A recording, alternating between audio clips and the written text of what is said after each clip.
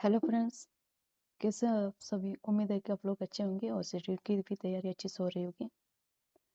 ये question paper जुलाई 2024 का है।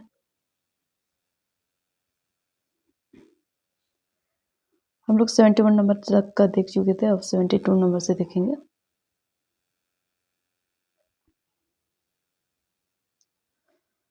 कि लता sells tea at 5 a.m. She then goes to fetch water from a far away well. After reaching home, she cooks food, washes clothes, cleans the house, sweeps, and then goes off to purchase item for her tea shop. All this can be referred to as। तो option में है कि care giving, double warden, या house work, या फिर paid work.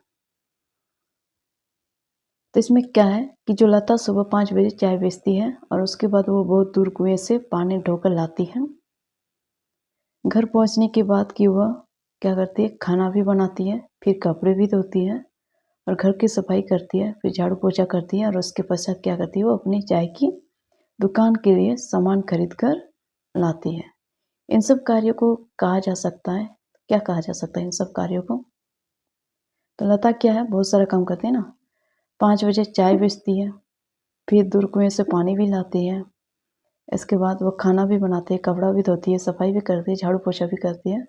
इसलिए इसके ऊपर क्या है, इस कार्य को क्या कहेंगे, देखभाल तो नहीं हो सकता है, गृह कार्य भी नहीं हो सकता है, भुगतान भी नहीं हो सकता है। गृह कार्य किस, देखिए गृह कार्य भी करती है, कपड़ा भी धोती है, झाड़ू पोछा भी करती है, फिर दुकान भी तो करती है ना। और ये भुगतान कार्य भी नहीं हो सकता है। इसमें क्या है, एक घर का काम भी है, एक दुकान का भी काम करती है, यानी दोहरा बोझ, यानी डबल बर्डन का काम करती है। ठीक है, अब हम लोग देखेंगे 73 नंबर का क्वेश्चन। नंबर 73 कह रहा है कि involving teachers is considered important in development of social science assessment from work to. A में है कि the sorry integrate contemporary events and prevailing change। B में है कि make curriculum and evaluation only subject centered and to limit its scope। C में है कि save time, labor and money by using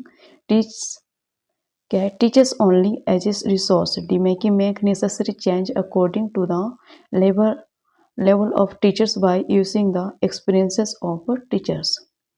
तो है कि ऑप्शन में है ओनली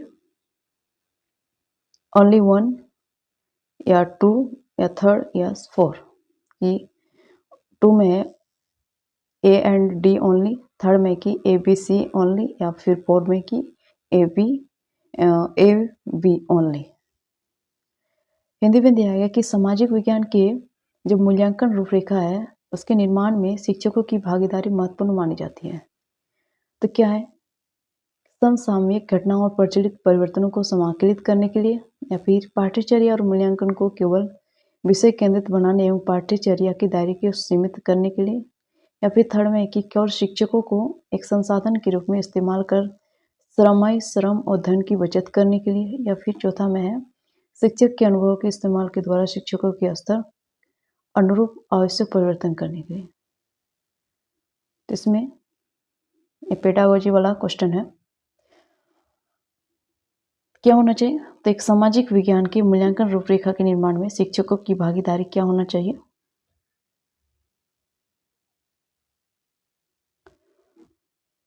तो ऑप्शन नंबर फर्स्ट वाला होगा ना,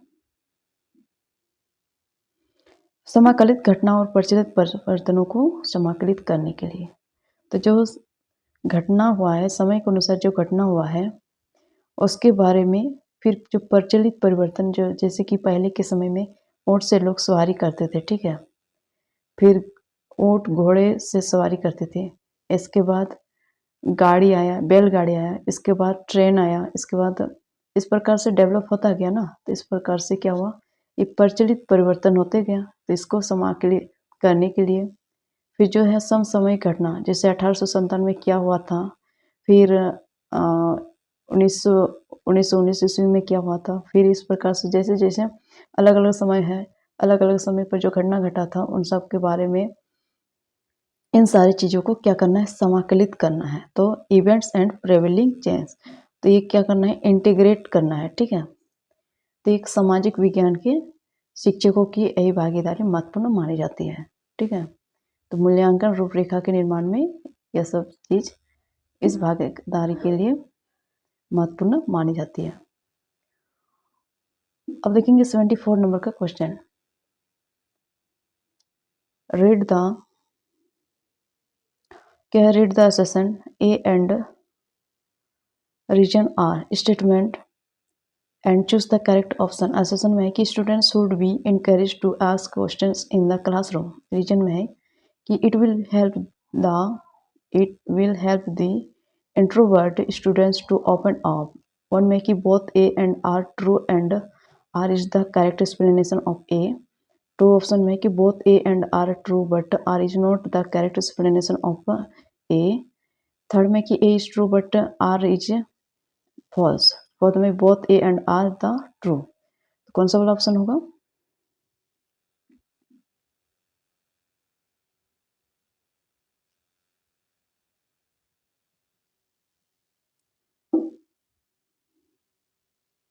अभिकथन ए व तर्क को आर को पढ़िए तथा सही विकल्प का चयन कीजिए।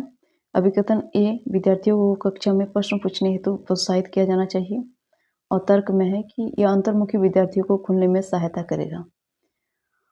पूछ रहा है कि ऑप्शन ए में 1 में कि ए और आर दोनों सही है तथा आर यहाँ पर ए होता, ठीक है, ए की सही व्याख्या करता है, आर ए की सही व्याख्या करता है। और 2 में कि ए और आर दोनों सही है तथा आर ए की सही व्याख्या नहीं करता, यहाँ पर ए छूट गया है। और ए सही है लेकिन आर गलत है। ए और आर दोनों क्या है, यहाँ पर ट्रू है, ये ट्रू वाला होगा ना, ट्रू है, ट्रू होगा, ट्रू है यानी सही है। तो कौन सा वाला होगा?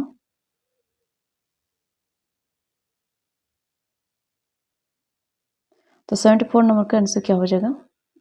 1। तो विद्यार्थियों को कक्षा में क्या प्रश्न पूछने हेतु क्या करना चाहिए, प्रोत्साहित करना चाहिए। और ये क्या होता है, ये अंतर्मुखी विद्यार्थियों को खुलने में सहायता करेगा।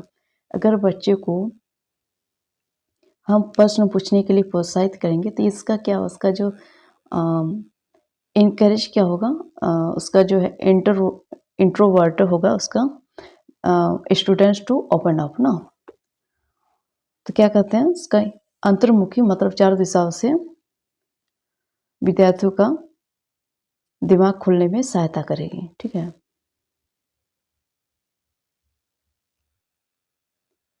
अंतर्मुखी होते हुए यानी अंदर से उसका दिमाग खुलने में सहायता करेगा। ठीक, अंतर्मुखी। ठीक,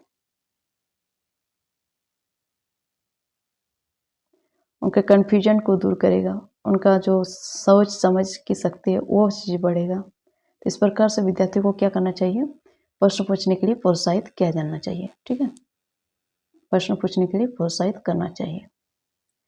अब ना एग्जाम में ये सब जो होता है ना, ये सब पॉइंट को आप लोग ध्यान में रखते हुए अगर चलिएगा तो आंसर आप लोग का तुरंत निकल जाएगा। जैसे प्रश्न पूछने हेतु प्रोत्साहित, ये पॉजिटिव वाला वर्ड है। पेडागोजी में प्रोत्साहन करना ये पॉजिटिव वाला होता है। ठीक है, अब हम लोग देखेंगे 75 नंबर का। रीड द क्या है, read the session A and reason R statements carefully and choose the correct option of the following. Session A में है कि values can be taught to reason. अब values can be taught to reason में कि social studies is a subject through which all basics values can be taught. First option में both A and R correct and R explanation A. Second में कि both A and R correct but does not explain A. Third में कि A is true but R is false. B में कि fourth में both A and R false. तो कौन सा वाला ऑप्शन हो जाएगा? कि अभिकथन में है कि ए और आर सावधानी पूर्वक पढ़िए और निम्नलिखित में से सही विकल्प चुनना है। तो अभिकथन में कि नैतिक ए है, जो नैतिक मूल्य पढ़ाए भी जा सकते हैं और कारण आर में सामाजिक विज्ञान वो विषय है जिसमें सभी आधारभूत मूल्य पढ़ाए जा सकते हैं। तो अभिकथन में क्या है कि नैतिक मूल्य पढ़ाए भी जा सकते हैं और कारण में क्या है कि सामाजिक विज्ञान वो विषय जिसमें सभी आधारभूत मूल्य पढ़ाए जा सकते हैं। तो कौन सा वाला ऑप्शन होगा? फर्स्ट में कि ए और आर दोनों सही है तथा ए की आर व्याख्या करता है। सेकंड में कि ए और आर दोनों सही है और ए की आर व्याख्या नहीं करता है। थर्ड में है ए सत्य है किंतु आर असत्य है। चौथा में कि ए तथा आर दोनों असत्य है। कौन सा वाला ऑप्शन सही होगा? 75 नंबर का तो थर्ड वाला सही होगा ना। ए सत्य है कि नैतिक मूल्य पढ़ाए भी जा सकते हैं किंतु आर असत्य है।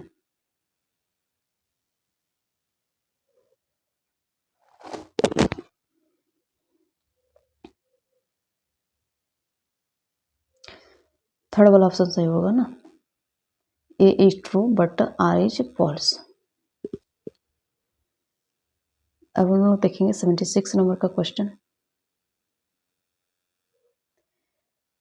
क्वेश्चन कर रहा है कि फंडामेंटल राइट्स क्या है? Fundamental rights and duties of Indian Constitution are written on the walls of social science classroom. This will make children learn primarily through तो ऑब्जर्वेशन, इमेजिनेशन, मेमोराइजेशन, इसके बाद रीजनिंग। कौन सा वाला ऑप्शन सही होगा? तो कक्षा की दीवारों पर भारतीय संविधान में उद्घोषित मौलिक अधिकारों और कर्तव्यों को लिखा गया है कि यह बच्चे को मुख्यतः डैश के द्वारा सिखाता है। क्या होगा? जो कक्ष की दीवारों पर भारतीय संविधान में जो उद्घोषित मौलिक अधिकार है उसको कर्तव्यों को क्या क्या है लिखा गया है, ठीक है। और ये बच्चे को क्या करता है? बच्चे को मुख्यतः डैश के द्वारा सिखाता है। तो किसके द्वारा? जो कक्षा के मुख्य द्वार है उस पर लगाया गया है। तो किसके लिए? बच्चे की कौन सा ज्ञान के लिए लिखा गया है और लगाया गया है इस पोस्टर को?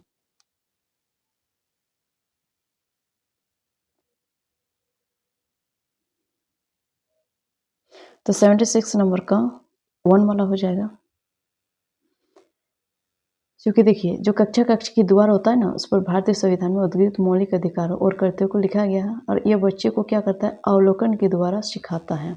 जब बच्चा आएगा बार बार उस चीज को देखेगा तो बार बार उसका क्या होगा?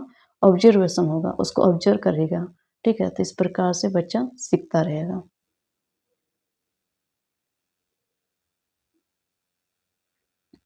अब हम लोग को देखना है 77 नंबर का। Which of the following may be acquired by learners in a project work that involves engaging students in authentic real world problem solving tasks. First option में कि development of critical thinking skills, second में improvement of content knowledge and skills, third में कि enhancement of creativity and innovation, fourth में कि promotion of collaboration and teamwork. तो निम्न में से क्या एक परियोजना कार्य जिससे छात्रों को क्या करे? प्रामाणिक वास्तविक दुनिया की समस्या साधन के द्वारा अर्जित किया जा सकता है। तो ऐसा क्या परियोजना कार्य है जिससे प्रामाणिक और वास्तविक यानी जो प्रोजेक्ट वर्क है जो इन्वॉल्व्स इंगेजिंग, उसको इंगेजिंग करना भी है, फिर ऑथेंटिक होना चाहिए, फिर रियल वर्ल्ड होना चाहिए। तो क्या होगा? समालोचनात्मक सोच कौशल का विकास, विषय ज्ञान और कौशल में सुधार, या फिर रचनात्मक और नवीनतम में वृद्धि, फिर चौथा में सहयोग और टीम वर्क को बढ़ावा देना। तो देखिए ये सहयोग और टीम वर्क तो नहीं आता है इसमें, और ये वाला तो नहीं होगा। रचनात्मक और नवीनतम में वृद्धि ये वाला भी नहीं होगा। विषय ज्ञान और कौशल में सुधार ये वाला भी नहीं होगा। तो क्या होगा? समालोचनात्मक सोच कौशल का विकास होगा, ठीक है। Development of critical thinking skills, ठीक है। क्रिटिकल थिंकिंग तो जो प्रामाणिक और वास्तविक दुनिया है इसके समाधान के समस्या समाधान के द्वारा क्या होगा? समालोचनात्मक सोच कौशल का विकास होगा। 77 नंबर का फर्स्ट वाला ऑप्शन सही होगा। और 78 नंबर का क्वेश्चन देखते हैं। Okay, A well-designed portfolio assessment in social sciences should be A में कि purposeful and systematic, बी में कि reflect regular assignments and activities of students, C में कि focus mainly on the preparation of report card, D में कि count accumulation of students work over a long period of time, तो choose the correct option। First में कि A B C, second में कि B C and D, third में कि ए C D और फोर्थ में कि ए बी डी। तो सामाजिक विज्ञान में एक अच्छी तरह से तैयार किया गया पोर्टफोलियो को उद्देश्यपूर्ण व्यवस्थित होना चाहिए, या फिर विद्यार्थी के नियम कार्य और विद्यार्थियों को दर्शाना चाहिए, गतिविधियों को दर्शाना चाहिए, या फिर मुख्यतः रिपोर्ट कार्ड बनाने पर केंद्रित होना चाहिए, या फिर विद्यार्थी के कार्यों का लंबे समय का संग्रह होना चाहिए। तो देखिए एक पोर्टफोलियो क्या है। एक पोर्टफोलियो होगा तो उसमें क्या क्या होना चाहिए, तो इसमें क्या होना चाहिए, 78 नंबर का क्वेश्चन चल रहा है। तो इसमें क्या होना चाहिए, purposeful and systematic, purposeful and systematic यानी उद्देश्यपूर्ण और व्यवस्थित होना चाहिए, ये हो गया। फिर reflect regular assignments and activities of students, तो उसका जो विद्यार्थी के नियमित कार्य है और गतिविधियों को दर्शाना चाहिए। सी में है focus mainly on the preparation of report card, ये सिर्फ मुख्यतः रिपोर्ट कार्ड पर केंद्रित करने के लिए नहीं होना चाहिए। डी में देखेंगे accommodation of students work over a long period of time, तो विद्यार्थी के कार्यों का लंबे समय का संग्रह होना चाहिए, तो ये वाली बात सही होना चाहिए। तो इसलिए option number A B D, A B D, okay.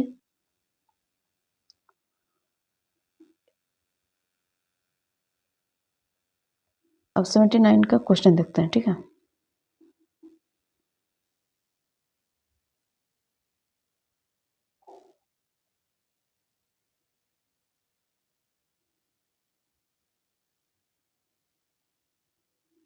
Which methods would you see to collect information about the actual and correct states of earthquake victims in your area? तो फर्स्ट में है कि इंक्वायरी मेथड, टू में कि survey method, और third में कि project method, और फोर्थ में प्रॉब्लम सॉल्विंग मेथड। तो आप अपने क्षेत्र के भूकंप पीड़ित व्यक्तियों की वास्तविक क्या कहते हैं वास्तविक स्थिति के बारे में जानकारी एकत्रित करने के लिए किस विधि का प्रयोग करेंगे?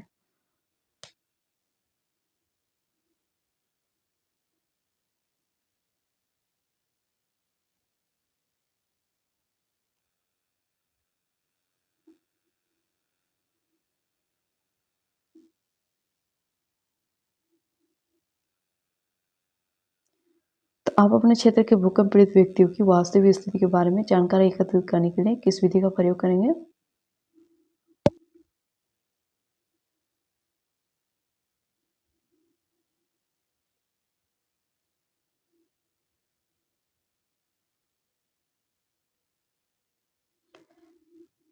इसका जवाब आप लोग को कमेंट बॉक्स में देना होगा, ठीक है।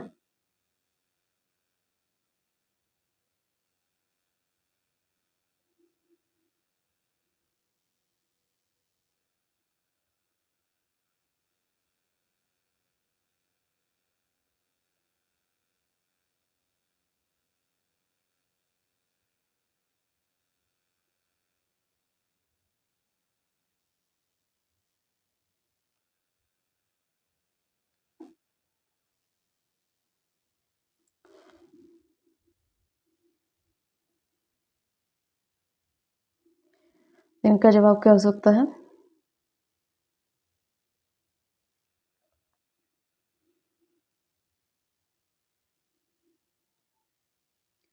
सर्वेक्षण विधि हो जाएगा ना, सर्वे मेथड। 79 का टू वाला ऑप्शन सही हो गया। अब 80 नंबर का देखते हैं। Which of the following technique is most effective to assess individual performance of a students working in group tasks? rubric क्या है, rubrics या फिर ऊपर नीचे हो गया है, multiple choice question, multiple choice question, या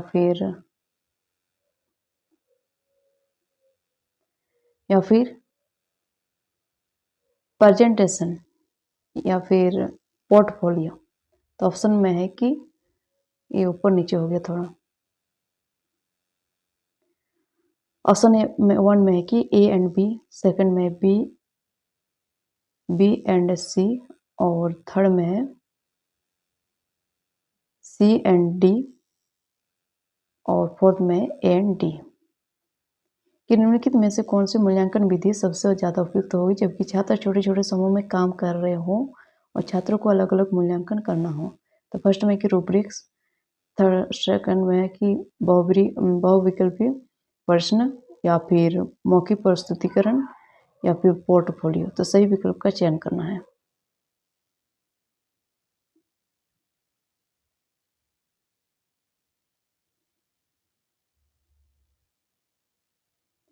तो ये वाला आंसर आप लोग को कमेंट बॉक्स में देना होगा। अब हम लोग देखेंगे, according to Indian constitution this kind of reservation is not a violation of the right to equality. To give special treatment to someone in order to ensure equal opportunity, or to ensure jobs to people from slates where on elected representative or minister comes from, और third में कि to ensure jobs based on nepotism, और fourth में कि to give jobs to close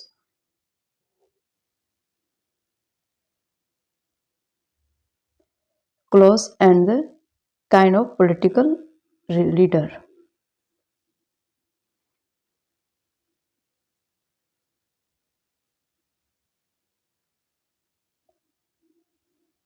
पूछ रहे कि भारतीय संविधान के अनुसार इस प्रकार का आरक्षण समानता के अधिकारों का उल्लंघन नहीं है। फर्स्ट में कि समान अवसर सुनिश्चित करने के लिए किसी के साथ विशेष व्यवहार का अपनाना। दूसरा में जिन राज्यों से प्रतिनिधि या मंत्री चुनकर आते हैं उन राज्यों के लोगों को नौकरियां देना। और तीसरा है कि भाई भतीजावाद के आधार पर रोजगार सुनिश्चित करना। या फिर चौथा में राजनेताओं के सगे संबंधियों को नौकरियां देना।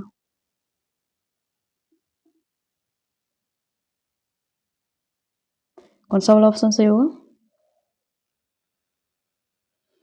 तो ऑप्शन नंबर फर्स्ट होगा, समान अवसर सुनिश्चित करने के लिए किसी के साथ विशेष व्यवहार अपनाना। Need to give special treatment to someone in order to ensure equal opportunity.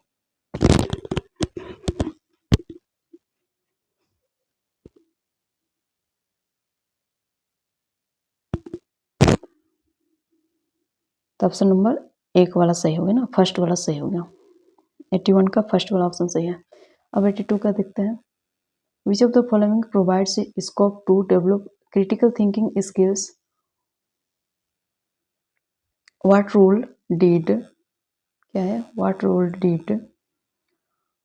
Did the Jamuna play in the layout of the Mughal city at Shahjahanabad. क्या है, शाहजहानाबाद। इसके बाद what is the purpose of press conference, how does the press conference help you get information on what the government is doing. C में कि difference markets will illustrative examples। D में कि it is necessary for the civil servants to be politically neutral explain। ई में कि availability of water is a major factor affecting the settlement pattern discuss। इसके बाद choose the correct option. First में कि only A B C and D, second में only B C D and E, third में कि only A B D and E, fourth में only A C D and E. तो निम्नलिखित में से कौन आलोचनात्मक चिंतन कौशल को विकसित करने का अवसर प्रदान करता है। तो ए में है कि शाहजहानाबाद में मुगल शहर तैयार करने में जमुना का क्या भूमिका निभाई। प्रेस वार्ता का क्या प्रयोजन है, कि बी वाला ऑप्शन में क्या प्रयोजन है, सरकार क्या कर रही है, इस पर सूचना प्राप्त करने में प्रेस वार्ता कैसे किस प्रकार आपकी सहायता करते हैं। निर्देशित उदाहरणों के साथ बाजार में अंतर कीजिए।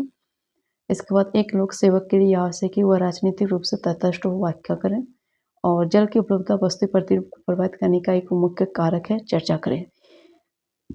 तो फर्स्ट ऑप्शन में कि केवल A B C D, second option में B C D E, third में कि ए बी डी और ई, चौथा में कि ए सी डी और ई। कौन सा वाला ऑप्शन सही होगा? 82 नंबर का, तो 82 का कौन सा वाला ऑप्शन सही हो जाएगा? थर्ड वाला, ठीक है। 82 का थर्ड वाला ऑप्शन सही हो जाएगा कि शाहजहानाबाद में मुगल शहर तैयार करने में जमुना का क्या भूमिका निभाई, तो इसमें भी होगा आलोचनात्मक चिंतन कौशल। और बी में क्या है कि प्रेस वार्ता का क्या प्रयोजन है, सरकार क्या कर रही है और इस पर सूचना प्राप्त करने में प्रेस वार्ता कैसे किस प्रकार आपकी सहायता करती है, तो ये वाला ऑप्शन भी हो जाएगा। और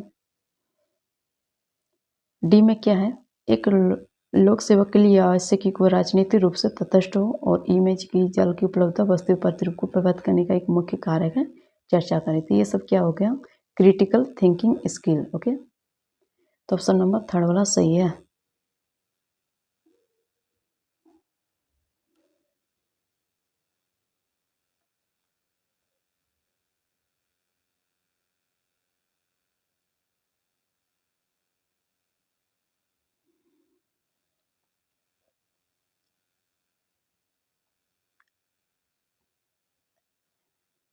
A large number of people in rural India who are landless, although their main livelihood source is agriculture and cold as A में की marginal farmers, B में की migrant laborers, C में की agriculture laborers, D में की small farmer। तो choose the correct option। First में की A B only, टू में की B C only, थर्ड में की A B C only, fourth में B C and D only। तो ग्रामीण भारत में एक बड़ी संख्या में जो लोग भूमिहीन हैं जबकि उनकी जीविका का मुख्य स्रोत कृषि है, कहलाते हैं सीमांत किसान, प्रवासी श्रमिक मजदूर, सी में कृषि मजदूर, छोटे किसान। सही विकल्प है फर्स्ट में केवल ए और बी, दूसरा में केवल बी और सी, तीसरा में केवल ए बी सी, और चौथा में कि बी सी और डी, बी सी और डी ओनली। तो कौन सा वाला ऑप्शन सही होगा? क्या है? 83 नंबर का, तो ऑप्शन नंबर 2 वाला सही हो जाएगा ना, कि क्या है? प्रवासी श्रमिक मजदूर और कृषि मजदूर। तो ग्रामीण भारत में एक बड़ी समस्या है, जो प्रवासी भारतीय श्रमिक मजदूर होते हैं और कृषि मजदूर होते हैं, ये बहुत बड़ी समस्या है। जो लोग क्या होते हैं? भूमिहीन होते हैं, जबकि उनकी जीविका का मुख्य स्रोत कृषि होता है, कृषि कहलाते हैं। बी और सी हो गया ना। कौन सा वाला ऑप्शन हो गया? 2, प्रवासी श्रमिक मजदूर और कृषि मजदूर। 83 का 2 नंबर। ये सब क्या है? ग्रामीण भारत में एक बहुत बड़ी समस्या है। ये लोग तो भूमिहीन है, लेकिन इसको किसके मुख्य स्रोत पर आते हैं? कृषि कहलाते हैं। इसका मुख्य स्रोत क्या है? कृषि कहलाते हैं, ठीक है। अब 84 नंबर का क्वेश्चन देखेंगे।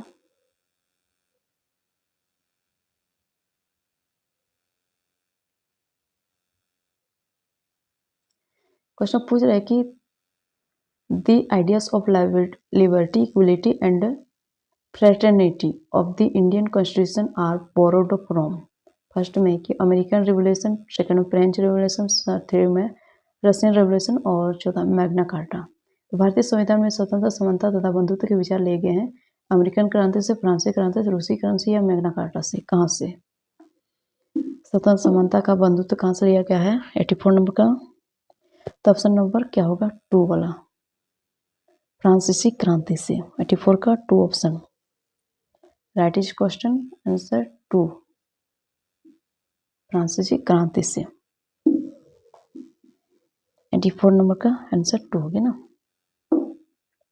अब 85 नंबर का क्वेश्चन का आंसर देखेंगे।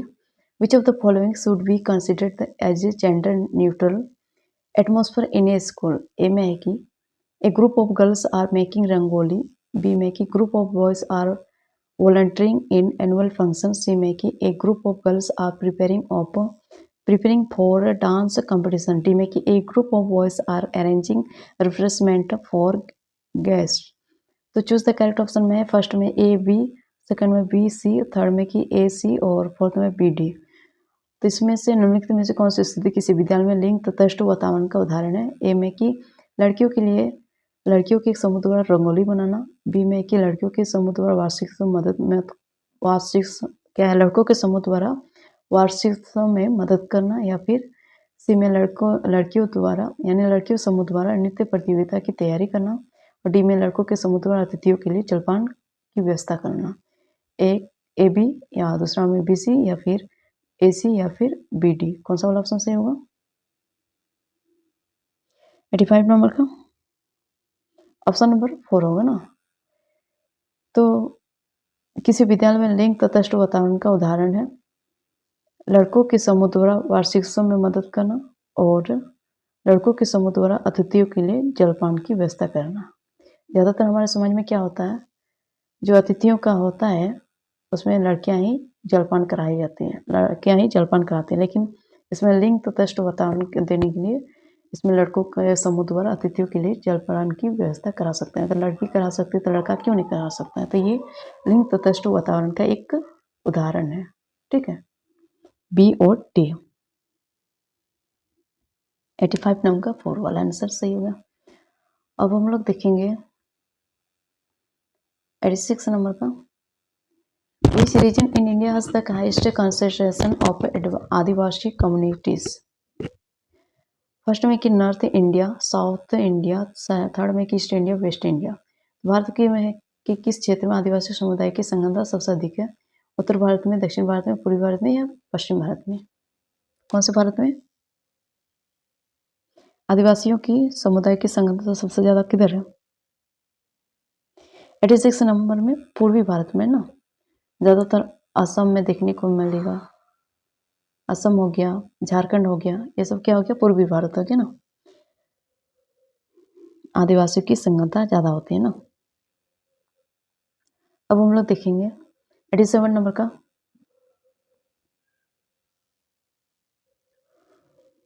Consider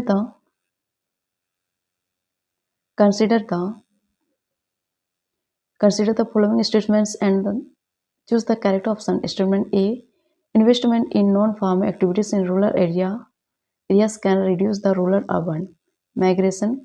Statement R, migration increase during particular season when there are no agricultural activities in rural area.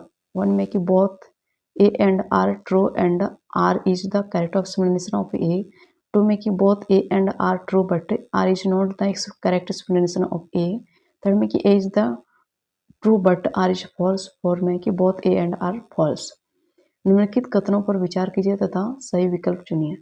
कथन एक में है कि ए में है ग्रामीण क्षेत्रों और गैर कृषि गतिविधियों में निवेश ग्रामीण शहरी पलायन को कम कर सकता है, और कारण में कि विशिष्ट मौसम के दौरान पलायन में वृद्धि होती है जब ग्रामीण क्षेत्र में कोई कृषि गतिविधियां नहीं हो रही है। तो फर्स्ट में है कि ए और दोनों सही है और ए की आर सही व्याख्या करता है। सेकंड में ए और आर दोनों सही है लेकिन आर ए की आर सही व्याख्या नहीं करता है। ए तीसरा नंबर में है कि ए सही है लेकिन आर गलत है। चौथा में ए और आर दोनों सही है। कौन सा वाला ऑप्शन सही होगा?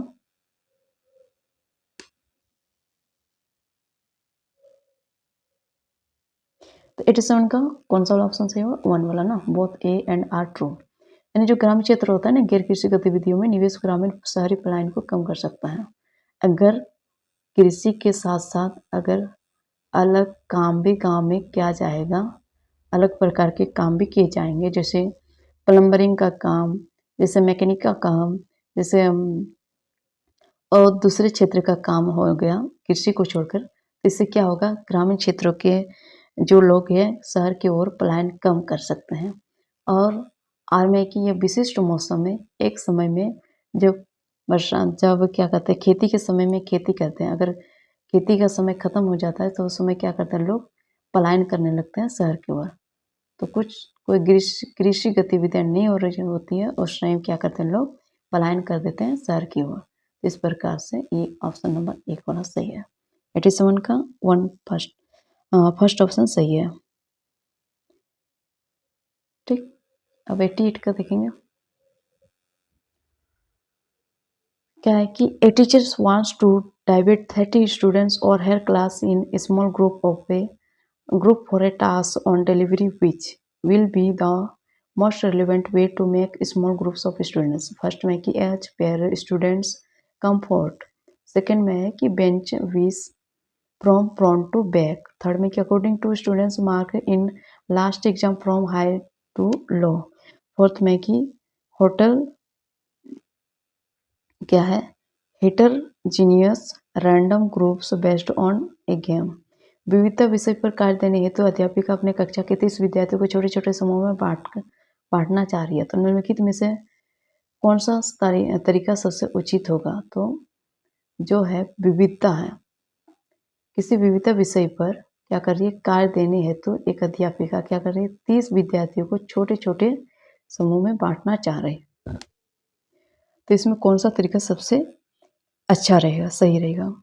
तो विद्यार्थियों की सुविधा अनुसार या आगे से पीछे के क्रम के अनुसार, यानी जो आगे है और उसके पीछे के अनुसार, इस प्रकार से। या फिर तीसरा, विद्यार्थी की पिछली परीक्षा में आए अंकों के घटते क्रम में। या फिर चौथा, विषम यादृच्छिक समूह जो किसी खेल पर आधारित हो। हेट्रोजीनियस रैंडम ग्रुप्स, ये सब पेडागोजी के क्वेश्चन है। ठीक है, ये सब पेडागोजी का क्वेश्चन है, ये सारे अधिकतर पेडागोजी के क्वेश्चन है। तो 88 नंबर का कौन सा आंसर होगा?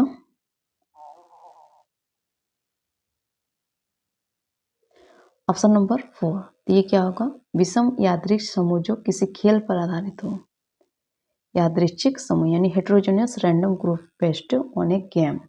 हेट्रोजीनियस, ठीक है, heterogeneous random groups based on a game होना चाहिए। अब 89 नंबर का देखेंगे। Which of the following statements accurately reflects the concept of popularity in social science curriculum? Choose the correct option. First में कि dominance of a single ideology, second में कि inclusion of multiple perspective and diverse viewpoints, third में कि exclusion of certain perspectives from social science, fourth में कि use of complex language in social science curricular materials. सामाजिक विज्ञान पाठ्यचर्या में अनेकता की संकल्पना को निम्नलिखित में से कौन सा कथन सटीकता से दर्शाता है? सही विकल्प करें। तो एकल विचारधारा की प्रमुखता, या फिर अनेक परिप्रेक्ष्य और विविध दृष्टिकोण को सम्मिलित करना, या फिर सामाजिक विज्ञान से कुछ परिप्रेक्ष्यों का निष्कासन करना, या फिर सामाजिक विज्ञान पाठ्यचर्या सामग्री में कठिन भाषा का प्रयोग करना। प्रयोग यानी उपयोग, तो कौन सा वाला होगा? तो सामाजिक विज्ञान पाठ्यचर्या में अनेकता की संकल्पना को निम्नलिखित में से क्या है, कौन सी कथन सटीकता से दर्शाता है? तो इसमें कौन सा वाला ऑप्शन हो जाएगा? 89 का 2 वाला। तो अनेक परिप्रेक्ष्य और विविध दृष्टिकोण को सम्मिलित करना है। इसमें क्या होगा? सामाजिक विज्ञान पाठ्यचर्या में अनेक तत्व की संकल्पना को दर्शाता है ना, अनेक परिप्रेक्ष्य और विविध दृष्टिकोण को सम्मिलित करके। अब 90 नंबर का क्वेश्चन देखेंगे। पूछ रहा क्वेश्चन की the constitution determines the relationship among people living in A territory called citizen and also dash relationship among people and corporates. Second में रिलेशनशिप अमंग नेबरिंग कंट्रीज। और थर्ड में की relationship among people and government. और fourth में की relationship among neighbouring countries and government. संविधान एक क्षेत्र में रहने वाले लोगों के बीच नागरिक नामक संबंध निर्धारित करता है, और यह क्या करता है, डैश को भी निर्धारित करता है। फर्स्ट में कि लोगों और कंपनियों के बीच संबंध, फिर दूसरा में पड़ोसी देशों के बीच संबंध, थर्ड में कि लोगों और सरकार के बीच संबंध, या फिर पड़ोसी और सरकार के बीच संबंध। तो संविधान एक क्षेत्र में रहने वाले क्या कहते हैं, लोगों के बीच नागरिक नामक संबंध निर्धारित करता है, और यह देश को निर्धारित करता है। तो किसको निर्धारित करता है, इसके बारे में जानना है।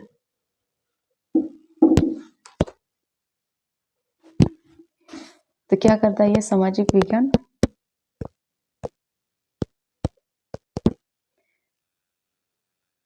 संविधान एक क्या करता है, एक क्षेत्र में रहने वाले लोगों के नागरिक नामक संबंध निर्धारित करता है, और यह पड़ोसी और सरकार के बीच संबंध को क्या करता है, इसको भी निर्धारित करता है।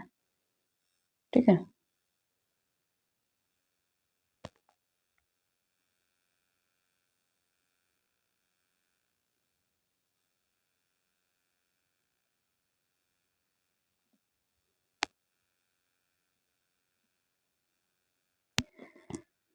इसका आंसर क्या हो जाएगा? इसका आंसर ये हो जाएगा, लोगों और सरकार के बीच संबंध। यानी संविधान एक क्षेत्र में रहने वाले लोगों के बीच नागरिक नामक संबंध निर्धारित करता है और यह लोगों और सरकार के बीच क्या करता है? लोगों और सरकार के बीच संबंध को निर्धारित करता है ना। और इसका आंसर देखिए, इसका आंसर ये वाला हो जाएगा ना, 89 का, क्वेश्चन नंबर 89 का, सामाजिक विज्ञान पाठ्यचर्या में अनेक तत्व की संकल्पना को निम्नलिखित में से कौन से कथन सटीकता से दर्शाता है?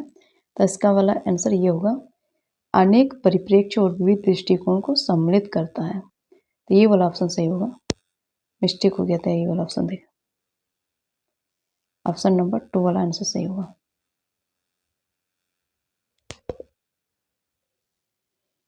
तो अनेक परिप्रेक्ष्य देगा, विविध दृष्टिकोण होगा तब ना सम्मिलित करेगा, इस चीज को सटीकता से दर्शाता है।